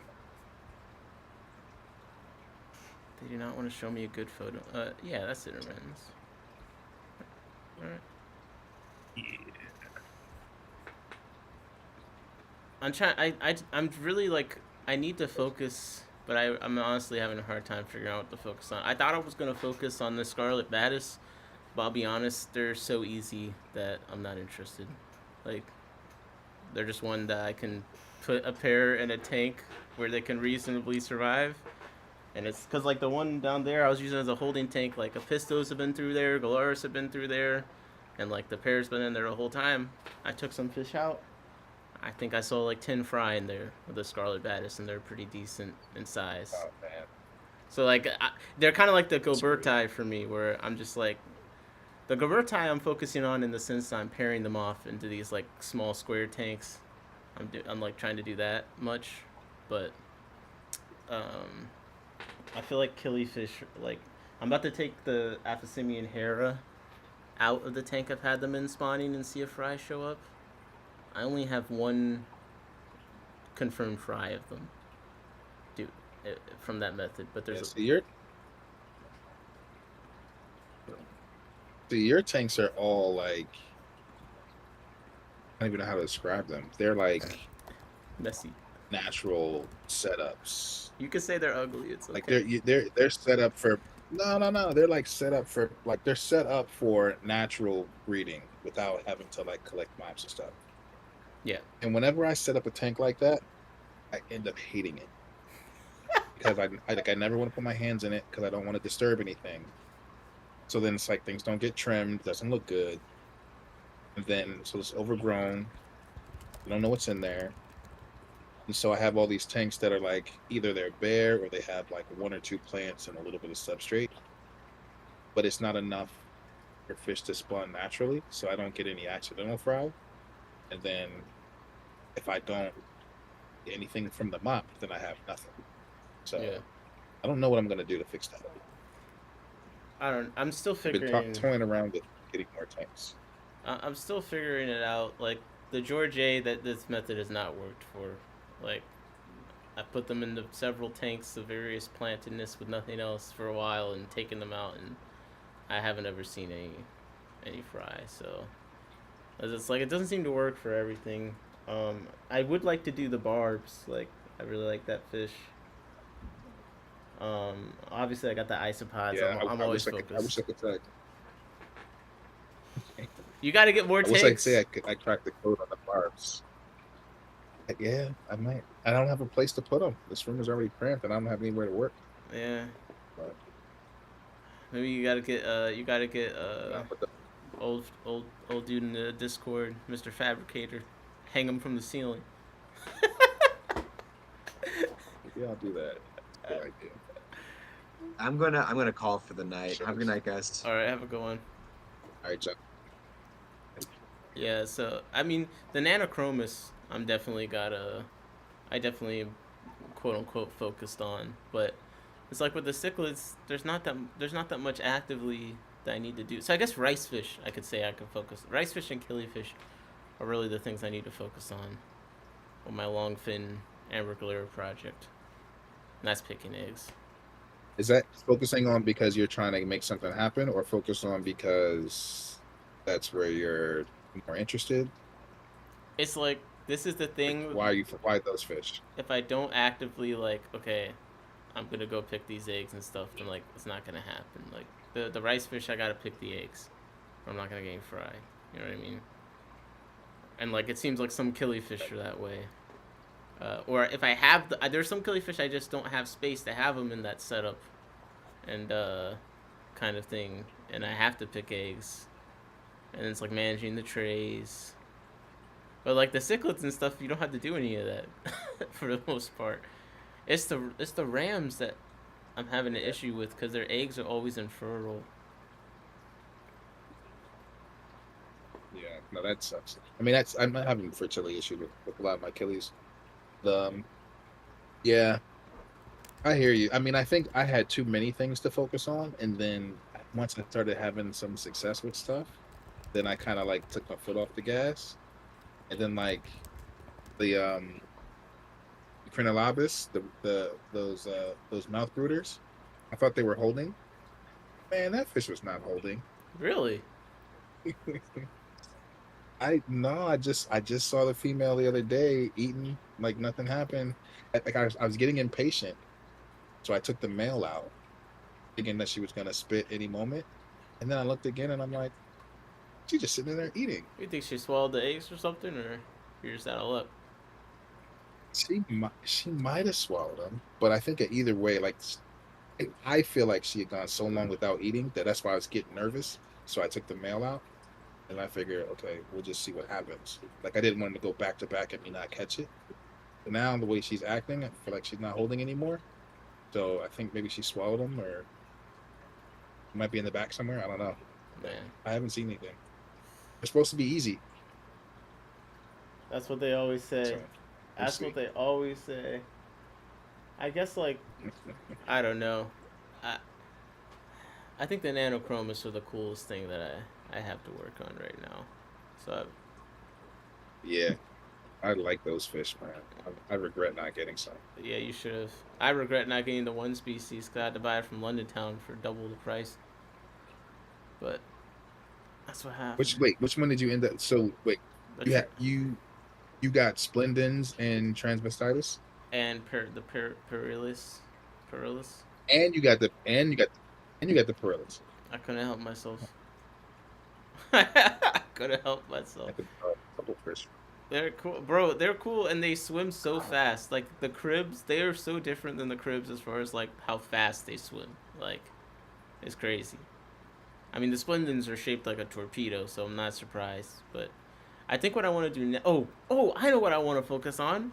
The dwarf pikes. I want to clear out that 40 breeder of most of the cribs, and breed the dwarf pikes. I think they're ready. I think they just need space. And I think I'll move the cribs to the garage tank or something. I don't know. Maybe that's what I need, a garage tank. I don't free up some space. It's just something to put the fish the fish you don't want to see again, like. But I think I'll put the cribs in the garage tank. I'm kind of giving up on the checkerboards. I still have 2 pairs of the checkerboards left, but like they keep having issues, and like I feel like my strategy going forward is like if I struggle with the fish, like I'm not gonna try and figure it out. Like if like after a certain amount of time. So what do you say? no, I was gonna ask you. What you were saying after a certain amount of time, what you're gonna give up on the fish? Yeah, just like. Because, like, you think about some fish, like, oh, I never have any problems with this fish, blah, blah, blah. It's like, great. I want fish like that. Like, I don't know why I'm having issues with the checkerboards. I really don't. So, I hope I can figure it out, but it's just, like, it makes me hate the fish, honestly. Because I'm like, bro, this is ridiculous. Like, they're also they turned more aggressive than they were when I first got them, so now it's also hard because they're, like, not being nice. I get that. So the problem I had some success with a couple different species, and I just kind of stuck them in a corner. And then one day I looked over, and I was like, "Oh dang, I don't have but like these fish haven't had fry in a couple of months. What am I gonna do?" You know. And so then you kind of have the something that was easy then becomes hard because now you got the time crunch. You're picking eggs like a madman trying to figure out what's going on, and can bite you both ways. That's a good point. I just want to clear out the cribs, and this is the one thing with clearing out the cribs. So I lost all my females of the pelvic chroma sacromantis, and I have one male that is like looks great, but the thing is that I think when I was originally moving the cribs to this tank, I accidentally put some of the sacromantis in there, and there's one or two females in there that look like that's the case. And I'm trying to think if there's a way I can like confirm that, because then I'd really like to breed them again, because I love that fish. That was my first crib that I bought. But it's like, man, it's either that or I buy more of them. But that's like one conundrum. It's like I'm pretty sure that I accidentally put in a couple in there, and I look in there, I see one. You might have to call it. I have to call it. I can't have the single male taking up this 20 long, bro. I can't. I can't. I think we hit all the topics though. What do you? How you feeling? Yeah. I mean, I'm good. Yeah, it felt like it was dwindling down. What's up, Steve? Steve got the Bolano socks from the ACM auction. Oh, that was such a steal. That was crazy, bro. Bro, it was a lot of steals to be had at that last round. Really? But I'm glad. Enjoy those. What was I feel like okay. like the fish that she taking on more. There wasn't that much. It was a pretty short auction. Like, it was over quick. It was nice.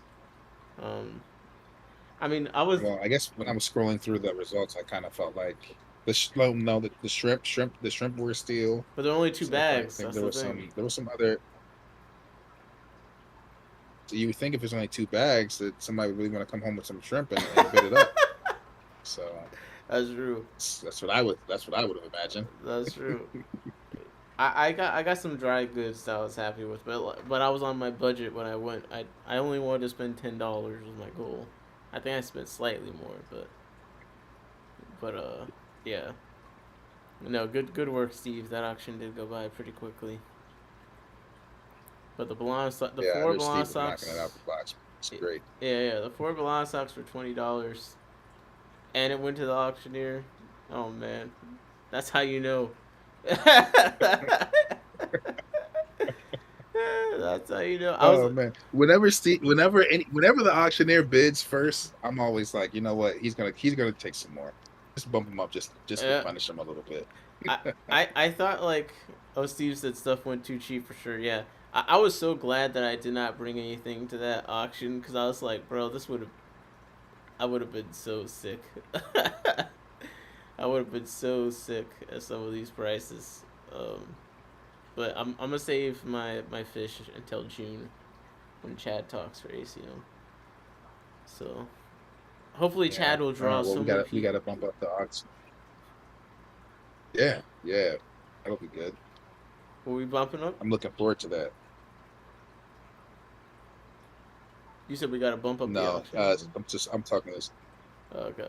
No. I was saying, yeah, like promote it. Yeah. Because I've got some entries for June, so we gotta promote it. I'm gonna go crazy promoting that auction, because it's gonna be the BAP. Like, I want to put in a bunch of stuff for BAP, so like I'll definitely be like, hey guys, I'm putting in this. Yeah. Get all my points. Are you still on track for 30? I feel like I can't be doing that bad. I mean, I still have a chance at 30 species this year. I'm trying to think.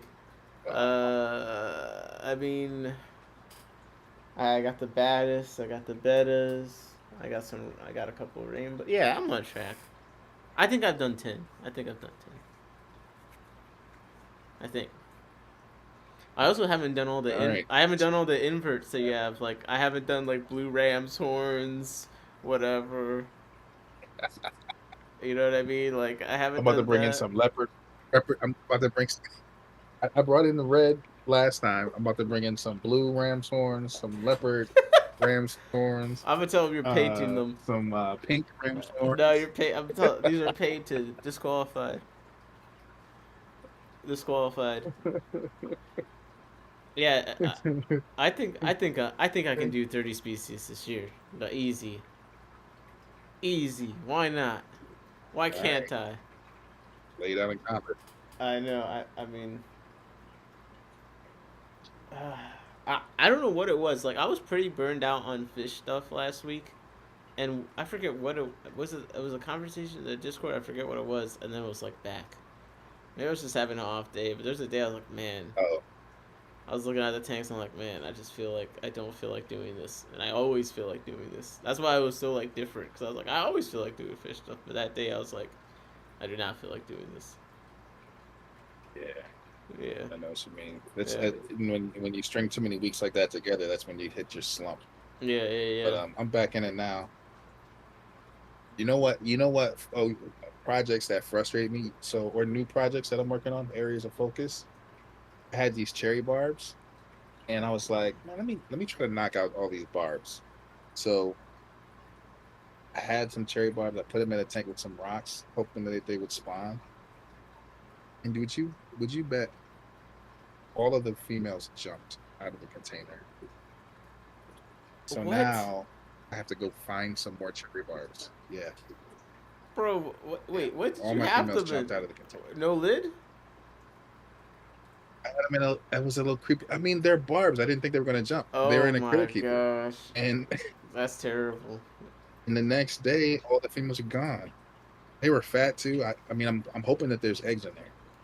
Like, I hope so. But I don't really want to keep this fish in my fish. Come on. But, It's a care species. Come on. well, I'm not going to have to buy them long. I know. Damn. I really thought I was going to be able to like bat them real quick and then put them away, but that does suck. That absolutely sucks. Well, man, I feel like this was a pretty great stream, honestly. I appreciate everyone. Oh, Steve said he got me with the Rams horn coals. Oh my god. And you got breeder points for those. That's crazy. That's so crazy. No. I picked out the nice red ones for the breeder points. And then I just scooped out a handful for somebody's pea puffer. I didn't bap them both. Sure you did. But I will have blue ones next time. I will too. I will have blue ones and leopards next time. No, we got to talk to chat. We got to talk to chat about this because there's no way. So I don't want to say this out loud because I want to take advantage of it. You think that there's you no think way that inverts should be their own. Oh. But it's fair if everyone can do it. So like, why not? You know. I mean, it's fair if everybody can do it, but then like, okay, you have to. Okay, so what happens if somebody F2s a bunch of inverts and completes the invert class to get expert? Like that sucks. That shouldn't count. Because you have to get to expert, you have to complete a bunch of classes, and then you have to F2 in I think 1 or 2 classes, right? So if you F2 on inverts is easy. That shouldn't count. I don't know, man. It's in the book, so I think after it's in the book, so I might have to just. I think after that we benefit from it, we should definitely get that changed. That seems unfair.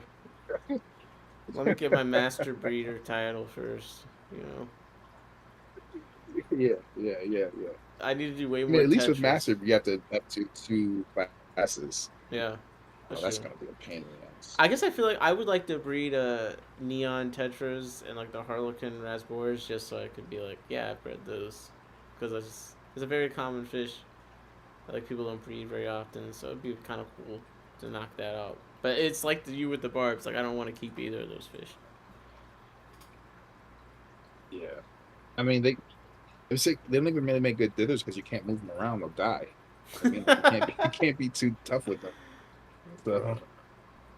Steve said exploit that loophole, and the ram's horns brought decent money for some reason. People love snails, Ron. It's crazy. Yeah, they did. I'm gonna bring a bigger handful next time. Are you gonna do a lot of 10 mystery snails? Oh, I haven't baptized. Yeah. Ooh, cause I got. If you do the mystery snails for bapping, you got the yellows, the jays, the blues, like the ivories. That's four That's what more. I'm saying. It shouldn't count. It shouldn't count. Wait, that'll apply, bro. This is a wild type shrimp. Listen. So I'm telling you, it doesn't make sense. My spreadsheet is so laid out that I'm like, honestly, I honestly was going to pick through all my ram's horns and actually do, blues and reds. I wasn't going to do the leopards. That's cheap. I was going to do blues and reds, but I was like, you know what? I'm cheap. That's not what. Wow, wow. And Brandon says you get points for ram's horns. That's dumb. Yeah. Well, no, you don't get points for ram's horns. Inverts is a class in all the snails and shrimp. So it's not. So you do get points for ram's horns, but you would get points for any other stuff. The inverts class is kind of a wash. Ooh. I mean, I can get. I just think that it shouldn't count for like F2s and stuff. I can do rabbit snails. I think that would be good. Those gotta be. Yeah, I mean, points. do other stuff. I'm trying to do some blueberries and stuff like that. But I'm like, no, bro. The blueberries suck, bro. I'm sorry. I hate them. I openly hate them. I don't think anyone should own blueberry I don't get snails. the hype, but the hype is marketing. Someone said, "Look at this," and also they always take the close-up photo of like the spots as if you're ever gonna see that because they're so small. Like you got to get up, put your nose against the glass. Like, there is a snail that is 100% the product of a great marketing campaign because there's nothing good about the snail itself compared to everything else. It can't eat things. It's too small. It doesn't look that great. It's not that active. It burrows and you can't see it most of the time. Sounds like a hot take. Get the captain in here.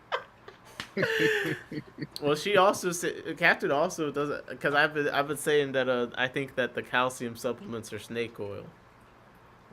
That she keeps saying the snake oil thing. I mean, she's not happy about that either. But like, I'm like, I mean, I go for it.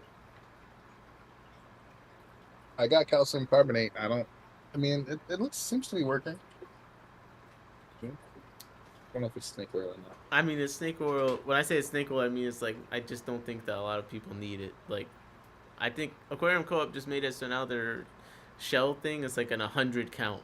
Like, bro, no one needs 100 calcium shells. That's insane.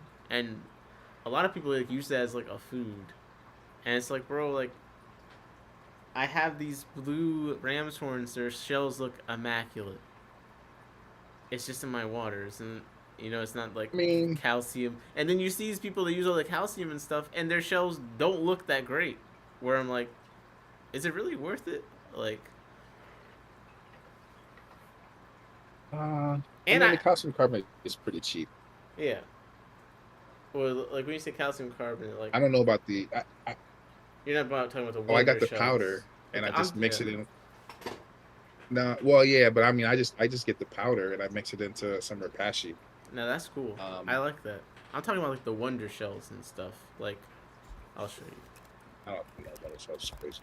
No, this is what I'm talking about. I mean, I like the idea because there's some people that don't want to make like there's levels to the hobby, right? There's the people that just want to like drop stuff in the tank and move on. So you got to have some market for it. Look at this, bro. 100 count bulk box of their. You know what's enraging though? What? You know what's enraging to me? You can talk about Brian Tripp again. We got 1 pound containers of the nano feed or the magic meat feed and the pellets, and we can't get a 1 pound bag of the brine shrimp. Is insane. The brine shrimp don't make money. It's insane. They don't make money. I'm sorry. Also, I think you know where I'm getting my eggs from that. Yeah, I do think I'm off. As long as the beanie eggs stick around, I'm probably not buying Aquarium Co-op brine shrimp. I have no reason to, really. But I will say, I do not. And you gotta wait 2 weeks. 2 weeks. But like, I don't get it. It's 2 weeks out for the big boy. But like, I don't get it because you get the 2 containers, and so you got like that's more packaging, like it's more cost. I don't get why that makes more sense than any other thing. It doesn't. I don't understand it. I don't know, man. All I know is If that how much magic feed are you feeding? Because the jar that I have, or and I put it in every single container of water, including Daphnia. So that's like 40 different containers. I'm putting it in almost 3 or 4 times a week. It's lasted like 2 months. you're just not Like, feeding enough. who's scooping out handfuls of nano feed, throwing it in their tanks? That's crazy. I it's just too expensive for me. Like $44, and the crazy thing is the community pellets are like $9 cheaper. They're $36 for a 16 ounce. So like, Against the air. Just sold by weight, not by volume. yeah, I guess. So I mean, it's like I would get the community pellets just off of price first before I ever got the magic feed. But yeah, I wasn't talking about calcium carbonate. I was talking about the like, bro. There's people that are buying these 100 counts, and like I've actually been doing some reading, and I think that eventually I'll have the hot take that the calcium stuff is more likely to cause issue with shells because you can actually feed them too much and that'll cause bad appearance and ripples. But I think the whole like solve problem with their snail shell with calcium, I think is a total marketing lie. I don't think it's true. I don't have the evidence to back that belief up yet, but I just think that that whole concept is invented, and it clearly has worked because people so passionately buy this stuff. That's the thing that really gets me is people love buying this stuff. I mean, of all the things, this is the thing that it's like, bro, you just take it out the package and you drop it in your tank. Like, it's so easy. You don't even have to measure. Yeah. It's not like a pinch or whatever. Yeah. You just take it out, drop it in. So it's kind of like handmade for a certain kind of, not to say that there's something wrong if you like the product and you use it. I'm just saying, like, For sure. that ease of use, that automatic just drop it in the tank, Yeah. and you can like, all my shells are good. Like, it's just perfect for that. So Yeah. I get that. I get that. My issue is just how it's portrayed as being so essential, where you're like abusing your snails practically, and like people take that on so much. Like if you look in the comments when there's an issue with a snail or something, it's like calcium, like, oh, what, you don't have 3 billion GH, like you're abusing your snail, like you gotta throw 10 calcium shells in there. Like that's the thing that annoys me about it. Is like not the product itself, it's just the kind of thing around it where it's like it's a religion of calcium, man. It's a cult. So I'm telling you. I mean, yeah, like I said, I think people are always reaching for like, oh, you got to do all these things to be a good fish keeper. You gotta. I guess your version of that. Add all these serums into your water to be a good fish keeper. Yeah, I guess your version of that is the brine shrimp, man. That's what you have, a real brine shrimp addiction. I mean, I just no, don't tee me off again. So like, here's the thing. Everybody swears by the other brand that it's so great, and I just can't understand how it's not great. Oh, brine shrimp direct. It's just not great. Oh yeah, that was terrible. Yeah, it's not great. Did you see I put my can in the auction? And like those. Yeah, I did. You got like what, $10 for it? Yo, Chris swindled us. The real ones know. The real ones know. Chris swindled us. I won't say that he swindled us. I think that they're just set in their ways and they don't realize. I mean, I'm not a rich guy, but some things are just not worth my time. And fooling with those brine shrimp eggs is not worth it. Yeah. Like, or you gotta like pour off the first bunch and put it back in to hatch it out in order to get it. Like, it's too much. Like, brine shrimp already is a lot Yeah. to hatch every day. And then if you got to like temperature, you got to get the water the perfect temperature, aerate it for the 48 hours, pour it off, do all this other stuff just to not have eggs sitting on top of your tank, man. Like, no way. There's no way. It's not worth the price. Yeah. No. I agree with you. That I was so like I tried it once. I never tried it again after that because like that kind of stuff irritates me. Like you're totally right. It's I never tried it a second time. Like never again. I was like this is bullshit, bro. This is totally useless to me. Like the eggs don't separate. Like brine shrimp direct, it's like direct straight to the garbage can. I put it up. I didn't even put it back in the freezer. I was like, bro, I'm not using this again. Like, it's useless. It's totally useless. Oh, right. And Steve said magic That's crazy. feed. I'm so cheap. I've been trying it and trying it and trying it, and it does not work, man. Yeah, I mean, once you get to the point where that's you're funny. like putting eggs in bleach to try and make a batch, I'm like, this is just stupid. I can't. I can't inhale toxic fumes to hatch brine shrimp. Like, Oh my gosh. and Steve said, I wanna go back to that post. really, Wait, magic what feed? did You Steve mean say? gold? Magic feed? You Oh, mean golden pearls in a green golden can? pearls in a green. Yeah. Well, if it's golden pearls in a green can, then I think that means it makes golden pearls easier to get. So I can't really be mad about that. Yeah. I need to try that other krill feed that's like the same thing that. No idea, so I don't. I agree, Steve. I'm lazy. No, I don't do anything special with my ram's horns. Yeah, I just don't. That's basically my thing. I just don't think people actually need it. Like the shell things. And like. That's basically my main issue is everyone thinks that they need it and they also think everyone else needs it. But. It's blinding them to other things. Like like definitely stress events, diet, like I don't know. There's a lot to the shell appearance and stuff outside of calcium. But man, I gotta be honest. Caring about shells has to be at the bottom of the list of things I want to care about. Because even just talking about out loud, like damn, I'm talking about a snail shell. Like bro, I don't. No, I don't want this snail to look horrendous and like falling apart. But like, no, I don't want to like put a magnifying glass to my snail. Oh no, oh no, there's a scratch on the shell. Like I gotta put in more calcium. Yeah. Featherfin says could be vitamin D. That's interesting. Oh. I mean, I know humans need vitamin D to metabolize calcium. Ooh. Right? Is that right?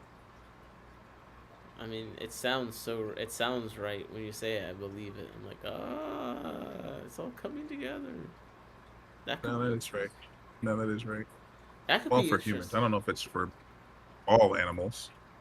That's a really interesting thought, though, because imagine if like even a small amount is enough, but like the reason that you need a lot more calcium is just because they're not metabolizing it well. But if you just made it so they could metabolize it better, then it'd be fine. That's kind of interesting. Thank you. Well, Thank yeah, you. I don't know. Now I'm doing. Yeah, thanks for saying that. Yeah, actually, but now I'm looking at it like algae is a good source of vitamin D, apparently. Okay, I can do that. So maybe the snails just need algae, Yeah, I think. and everybody's all algae scraping and blocking out their tanks instead of just letting the snails eat the algae. I guess with spirulina You're creating powder. your own problem. This sounds like what we do in everything else. Not to get like political or whatever, but it's like you have one problem and then you try to like create a message in a bottle or a pill in a bottle to solve that problem, but that causes another problem, so you need another pill. Yep. You know, the problem, you know, the pill. So, Now I you don't got know. calcium. Now you got interesting. Spirulina powder. Does that have vitamin D in it? Because I've been feeding a lot more of Oh, that. Maybe that will help. oh, I didn't even tell you. I got spirulina and I got the astaxanthin, the red algae. Oh! Ooh! That's pretty Yeah. cool. Does the red algae have What's like a lot of nutritional value to it? I Whoa. mean, it's algae, so I figure like it's good. So Oh, this that's is in awesome. You got the these are worms. is that the vinegar eels or the microworms? This is the microworms, but you can eat it. Yeah, I see the red crawling up. That's pretty dope. Featherfin Look at that. agreed with your problems creating other problems things. He said exactly. Yeah. Exactly. So, Well, damn, man. I'm getting tired. I'm getting tired. all right. This Yeah, is we this can has been call it. great. This has been great though, actually. Um, thanks to everyone that stopped Yeah, by. man. Brent. Absolutely. Yeah. I need to. Thanks everybody for chatting with us. Thanks Nick for kicking me on this one because missed a couple of meetings. We hadn't talked in a minute, so Yeah. No. I think this was definitely needed, and it seems like people really enjoyed it. So Mick, Jesse, Branton, Feather Films, Jody, everyone, thank you so much. For stopping by. I did. You see, I put the episode number. This is the In Our Tanks show. We don't want to say podcast. We should, the In Our Tanks show, episode 3. Actually, I numbered it, so now it's official. Now it's official. now it's official. All right. Any last words? All right, y'all. Nah, man, you guys take care of your fish. Take care of yourselves. All Oh, right. man, I just made kibble float on the fly. He's got more energy. All right. I'll see you guys later. Have a good night and enjoy the beanie eggs, Brian. All right. Bye. And now we're no